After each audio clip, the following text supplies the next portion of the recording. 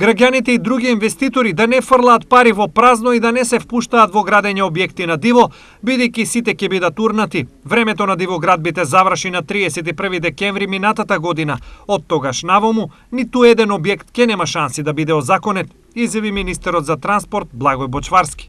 Денешната градба не значи дека ќе биде усвоена и дека ќе може тој објект да биде ставен во правна рамка согласно новиот закон, бидејќи предлогот е 1.1.21 година, што значи дека тој рок е веќе одминат и би сакал да укажам граѓаните да не посегнуваат по дополнително градење во овој период, заради тоа што тоа нема да може да биде ставено во правна рамка. Без оглед на овие предупредувања, дивоградби има се повеќе бидејќи поголем дел од општините немаат градежни инспектори, па поради што тие во одреден период договараа нивна размена. Има ли ефект од оваа стратегија? Општините треба да санкционираат, треба да излегуваат на терен, да работат и да соработуваат помеѓу себе онаму каде што нема доволен број на градежни инспектори, да си даваат подршка преку договори за соработка помеѓу една и друга општина. До 31 декември во државата се регистрирани околу 50.000 објекти, а според истата друга евиденција во источниот регион